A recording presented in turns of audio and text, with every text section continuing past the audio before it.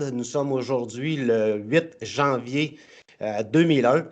Donc aujourd'hui, pour la deuxième fois, c'est notre deuxième Skype, on reçoit notre jeune recrue sur la page Parlons de sport, Mathis Belzile. Comment ça va? Ça va très bien. Merci, Pierre, de m'accueillir dans ton entrevue. Hey, ça me fait vraiment plaisir. Écoute, on ne se connaît pas, ça fait longtemps, mais tu fais un excellent travail. Je pense que c'est toi qui as créé la page 100% Bruins. Oui, effectivement. Ouais. J'ai créé ça il y a j'invite. Pardon? J'ai créé ça il y a à peu près un an, oui. OK, c'est vraiment bien fait. Puis félicitations pour ton âge. Il faut dire aux gens qui nous écoutent que seulement 17 ans, je pourrais être ton père. Félicitations encore, Mathis. Merci beaucoup. Parfait.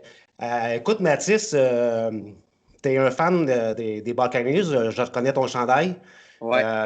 Ma question en premier, c'est étais-tu un fan des Buccaneers ou avant l'arrivée de Brady ou tu étais un fan des Pats?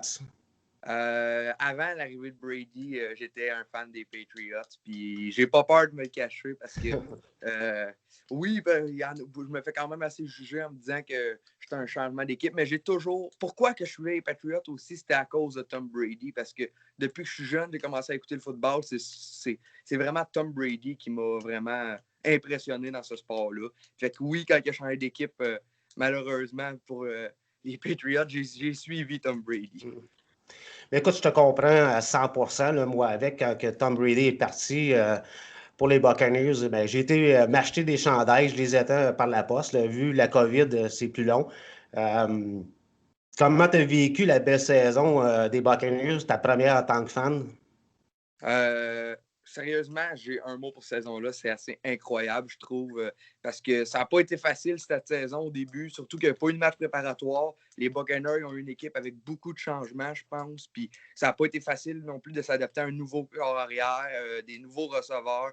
Puis je trouve que l'effet de Brady s'est quand même fait ressentir parce que les Buccaneers ont fait les séries pour la première fois depuis 2007. Fait que déjà là, c'est très positif pour cette équipe-là. Oui, excellent, oui. Surtout avec Tom Brady au poste de corps arrière, tout peut arriver.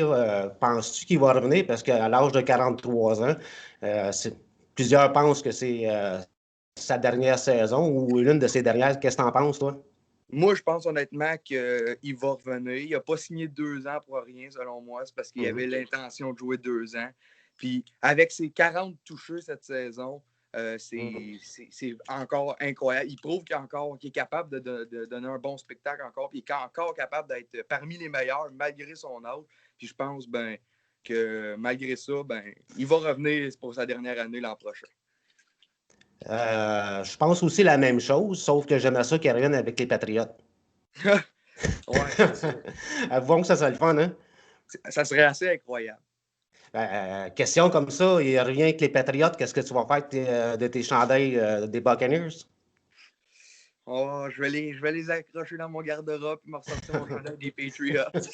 C'est bon, c'est bon. Écoute, oui, c'est vrai que souvent on entend parler des gars qui ont changé d'équipe, mais je suis convaincu que tu n'es pas le seul. Oui.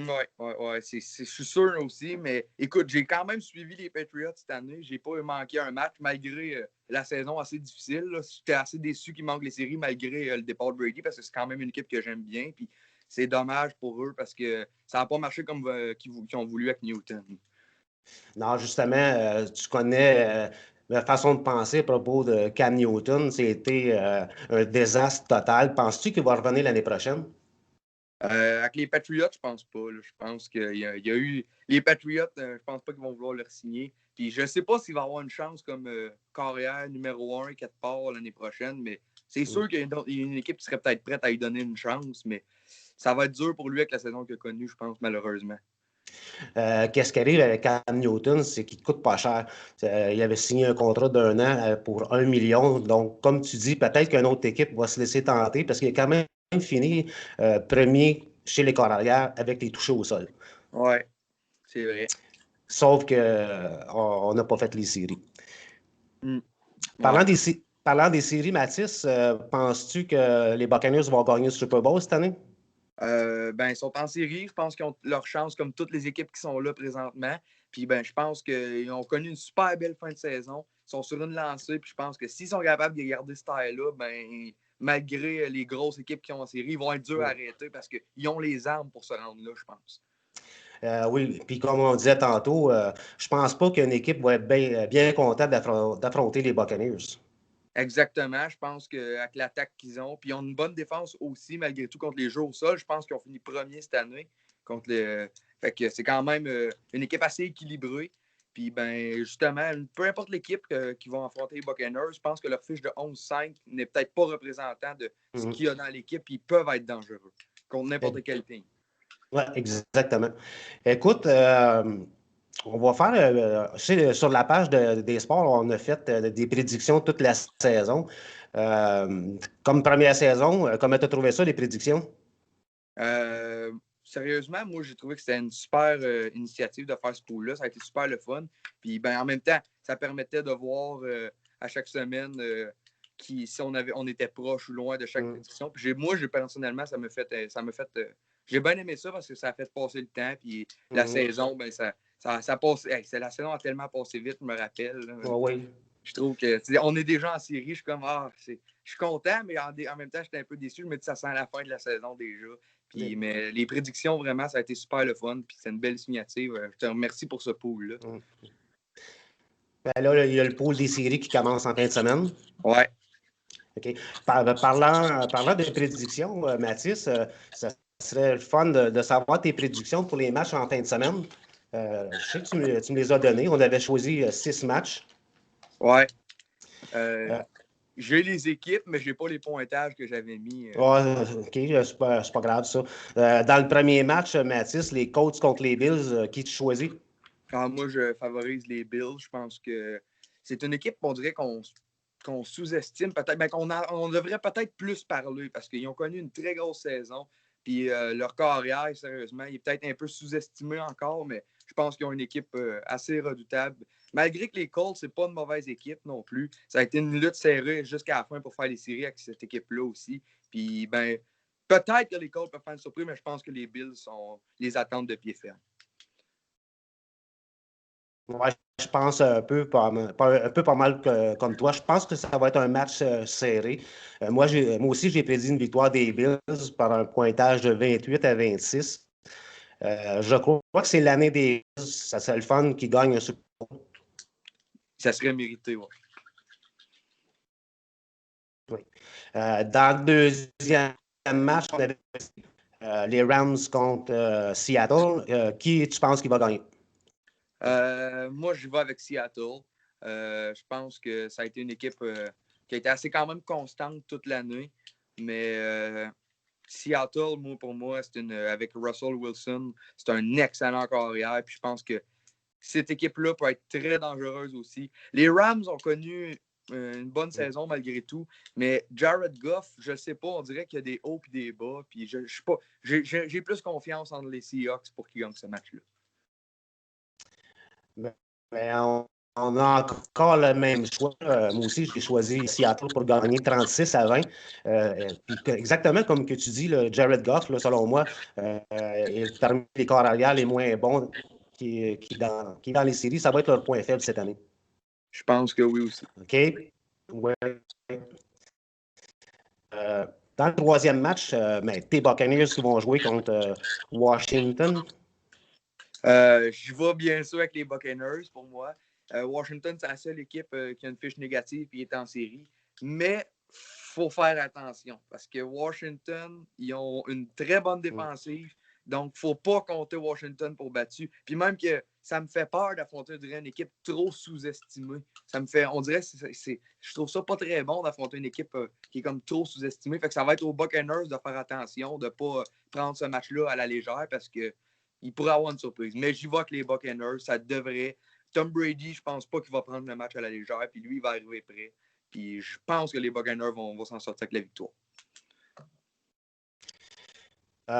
Oui, je pense exactement comme toi aussi. Puis même, j'ai marqué sur la page Parlons des sports que c'était pour être une pratique pour les Buccaneers pour le premier match des séries. Mais des fois, quand on prédit une pratique pour une équipe, et comme tu dis, des fois, on peut se faire surprendre. C'est ça. Quatrième match, on avait choisi 6 matchs. Le quatrième, les Ravens contre les Titans. Je pense que je vais y aller. Ça, pas tout le monde va être d'accord, mais je pense que je vais y aller avec les Ravens. Ils ont eu une saison assez difficile pour commencer. À un moment donné, on n'était plus sûr s'ils allaient faire partie des séries éliminatoires. Ils se sont bien relevés en fin de saison. Mais le seul défaut, je trouve, des Ravens qui ont eu de la misère cette année, c'est Lamar Jackson. Il a été un petit peu trop prévisible. On dirait que l'année passée, il a eu le meilleur joueur, le MVP. Puis cette année, je pense que les équipes se sont trop attendues à ce carrière-là. Puis il va falloir qu'ils trouvent peut-être d'autres solutions que juste courir, parce que je pense pas qu'ils sont capables de gagner 4 matchs pour gagner le Super Bowl en faisant des jeux par la course. Mais je pense que les Ravens vont en venir à bout des Titans. Malgré Derrick Henry qui est incroyable lui aussi. Ouais, parlant de Lamar Jackson, il est devenu le premier corps arrière à avoir deux saisons de 1000 verges au sol. En plus, les deux ça va être une arme quand même redoutable. J'ai prédit aussi les Ravens, mais ça va être un match très serré. J'ai prédit une victoire de 26-25. OK, Ouais. Mathis, on va y aller avec le cinquième match, les Bears contre les Saints. Honnêtement, je pense que ça va être peut-être le match le plus facile dans tous les matchs du premier tour, dans le fond, parce que je pense que les Saints, avec Drew Brees, Kamara, ils ont les armes pour battre les Bears facilement. Mais comme que je dis des fois, ça peut être une surprise, il faut faire attention. Mais je pense que les Saints devraient s'en sortir facilement de ce match-là vainqueur. Parce que les Bears, ça a été des hauts et des bas toute la saison, les Bears. Ça a commencé bien, mais c'est peut-être une équipe un peu surévaluée des fois, je trouve. Écoute, jusqu'à maintenant, on a les mêmes équipes vainqueurs parce que moi, j'ai choisi les Saints. Une victoire facile de 30-16. Donc, jusqu'à maintenant, on a les mêmes choix. C'est pas mal le fun. Dans le dernier match, moi, c'est le match que je vais surveiller le plus en fin de semaine. Les Browns, pour la première fois en série depuis longtemps, contre les Steelers. Qui va gagner ce match, Mathis? Moi, je vais avec les Browns de Cleveland. Les Steelers, je ne veux pas être méchant envers les fans des Steelers, mais je pense que ça a été une équipe un petit peu surévaluée. Je vais dire qu'ils ont eu une horaire assez facile, les Steelers, cette année. Puis quand on a vu qu'ils ont eu de l'adversité un petit peu en fin de saison, ils ont gâché leur saison parfaite, on peut dire là un peu. Mais je pense que les Browns, cette année, ça peut être une surprise.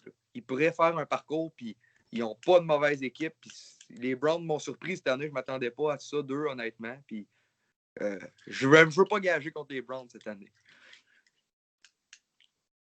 Eh bien, on est 6 sur 6 parce que moi, j'ai prédit une victoire des Browns. Une victoire de 38-30. Ça serait le fun qu'ils gagnent une coupe de match juste pour les partisans des Browns qui n'ont jamais goûté à beaucoup de victoires durant les séries. Ça serait vraiment le fun pour eux, ouais. Ça fait depuis 2002, je pense, qu'ils sont pas en série, les Browns. C'est ça, depuis 2002, oui. On a fait un petit peu le tour côté football. Vu que tu es un grand fan des Browns, puis moi avec, on va jaser un petit peu des Browns. Pour commencer, que penses-tu du départ de Shara pour Washington? Moi, ça m'a complètement déçu. Je suis très déçu de cette décision-là, de l'organisation. Je trouve que c'est un manque de respect de laisser partir Shara de cette façon-là, après tout ce qu'il a rendu aux Browns. Mais il faut l'accepter, il faut faire confiance aux jeunes. J'ai confiance que Jérémy Lauzon, il peut prendre un rôle plus important dans l'équipe. Sinon, j'ai bien hâte de voir Uro Vakanainen ou Jacobs Borrell peut-être avoir leur chance. Mais sérieusement, le départ de Shara, ça va faire bizarre de le voir avec un autre chandail. On est en train de te perdre, Mathis. OK. Est-ce que tu m'entends, Mathis? Ouais, je t'entends. OK. Des fois, ça gèle un petit peu. On va quand même continuer comme ça parce que tes propos sont très intéressants. L'année passée, les Browns ont fini premier au classement général, mais malheureusement, durant les séries, ça a été de courte durée. On connaît toute l'histoire de Tuukka Rask qui a quitté les Browns. Que penses-tu de cette histoire? Moi, je pense que on ne connaît pas les détails exacts de ce qui s'est passé, mais je pense que n'importe qui quel père de famille qui aurait pas eu le choix, sa fille a eu une urgence, aurait descendu, aurait sorti de la bulle pour aller le rejoindre. Je pense que Tukaras est humain. Puis moi, j'aurais réagi pareil à sa place. Si quelqu'un de ma famille aurait eu une urgence, ben c'est pas abandonner l'équipe selon moi. Puis je pense que Tukaras, oui, il s'en est peut-être voulu après, mais je pense qu'il a fait la bonne décision dans les circonstances. Puis toute l'équipe l'a supporté là-dedans, je pense.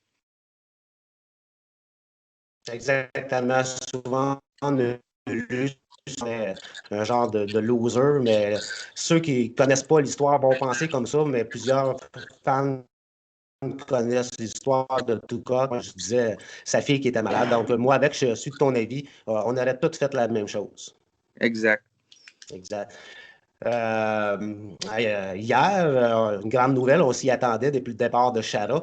Notre nouveau capitaine, notre Québécois, et le deuxième Québécois à être capitaine. Que penses-tu de la nomination de Patrice comme nouveau capitaine des Bruins? C'est le meilleur choix possible qui était à faire. Puis c'était, comme tu dis, on s'y attendait. C'était écrit dans le ciel que ça allait être lui le capitaine. Puis il n'y avait pas d'autre choix que lui. Je suis vraiment content que ce soit un Québécois en plus qui soit capitaine. Patrice Bergeron, je pense qu'il est respecté à travers toute la Ligue nationale. Fait que je pense que ça va être un très bon leader pour nos Bruins. Puis j'ai hâte de voir l'effet que Bergeron va faire dans le vestiaire en tant que capitaine. Je pense qu'il la faisait déjà aussi. Là. Il était déjà un grand rôle de leader. Fait que ça l'aide. Écoute, Mathis, je ne sais pas qu'est-ce qui se passe. Ça vient d'afficher connexion de qualité médiocre. Euh,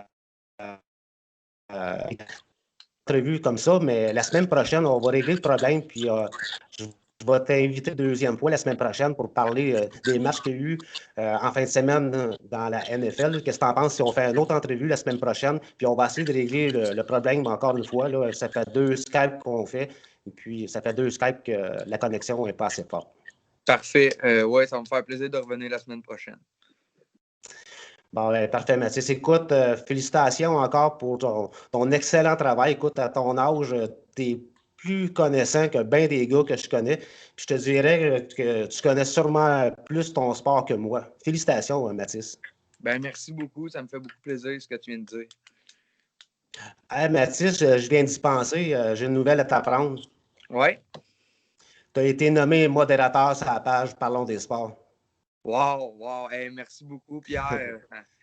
Ça me touche vraiment. Merci. Écoute, ça me fait. Écoute, c'était autant Bergeron était un choix logique pour être capitaine, tu étais un choix logique pour devenir modérateur. Merci beaucoup. Puis, moi, je veux te le dire, ta page de sport, là, c'est vraiment aussi du bonbon. C'est incroyable. Je l'adore, sérieusement. On peut parler de tous les sports, puis en même temps, il y a beaucoup de respect sur cette page-là. Fait que c'est ça que j'aime. Pardon, écoute, Mathis, c'était super fin. Puis comme je te dis, on devrait se parler à toutes les semaines parce que, écoute, je trouve que tu as un potentiel extraordinaire, comme je dis, pour ton âge. Là. Je te vois graduer dans le futur dans le monde du sport. Tu es vraiment très bon. Parfait, merci beaucoup. Puis ça va me faire plaisir de revenir à d'autres entrevues. J'ai super aimé ça, merci.